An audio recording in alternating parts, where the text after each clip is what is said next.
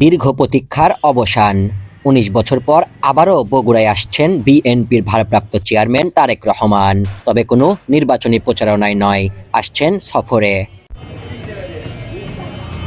আগামী ১১ তারিখ বগুড়ায় পা রাখবেন তারেক।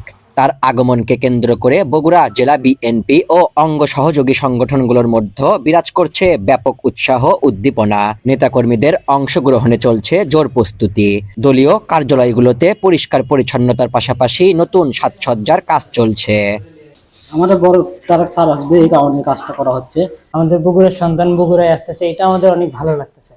আমরা আনন্দে অনেক সুন্দর করে কাজ করার চেষ্টা করতেছি। তারেক সাহেব আসবে, সেই জন্যই কারেন্টের কাজগুলো আমরা গোছগাছ করে দিচ্ছি। নেতাকর্মীদের সমন্বয়ে গ্রহণ করা হচ্ছে বিভিন্ন প্রস্তুতিমূলক কর্মসূচি। ঘরের ছেলে ঘরে ফিরছেন, এই ভাবনায় নেতাকর্মীদের মধ্যে দেখা গেছে অতিরিক্ত উচ্ছ্বাস। তবে জানা গেছে তারেক রহমানকে বরণ করতে ব্যানার ফেস্টুনে থাকছে না ধানের শীষের প্রতীক। নেতাকর্মীরা বলছেন তার আগমন হবে একেবারেই সাধারণভাবে। বাংলাদেশে প্রত্যাবর্তনের পরে প্রথম কর্মসূচি তিনি নিয়েছেন, তিনি তার জন্মভূমিতে আসবেন, বগুড়ায় আসবেন। ইতিমধ্যে আমার পিছনে অংশটুকু দেখতে পাচ্ছেন যে তার যে বসার কার্যালয়টি, এটি ইতিমধ্যে আমাদের সংস্কার কাজ চলছে। আমাদের সেন্ট্রাল স্কুল মাঠে আমাদের গণদোয়ার আয়োজন আছে।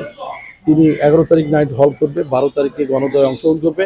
সূচি অনুযায়ী ১১ তারিখ রাতে বগুড়ায় পৌঁছাবেন বিএনপির ভারপ্রাপ্ত চেয়ারম্যান। পরদিন ১২ তারিখ সেন্ট্রাল হাই স্কুল মাঠে গণদোয়ায় অংশ নেবেন তিনি। সেদিন সেন্ট্রাল হাই স্কুল মাঠ জনসমুদ্রে পরিণত হবে, এমনটাই মনে করছেন দলীয় নেতারা। আমি আনকাউন্টেবল, আমি কোনো লোকের পরিমাণ বলতে পারবো না, তবে আমি বিশ্বাস করছি সেদিনও বগুড়া একটা জনস্রোত হবে। বগুড়াবাসী অপেক্ষায় রয়েছে। গণদোয়া শেষে আবু সাইদের খোঁজ নিতে বগুড়া থেকে রংপুরের উদ্দেশ্যে রওনা হবে তারেক রহমান। তারেক রহমানের এই সফরকে ঘিরে বগুড়ার রাজনীতিতে নতুন গতি সঞ্চার হবে বলে আশা করছেন নেতাকর্মীরা।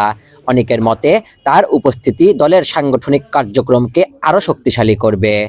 একই সঙ্গে তার আগমনকে কেন্দ্র করে নিরাপত্তা ব্যবস্থাও জোরদার করার দাবি জানিয়েছেন দলীয় নেতাকর্মীরা। রিয়াদ রহমান, বগুড়া লাইভ।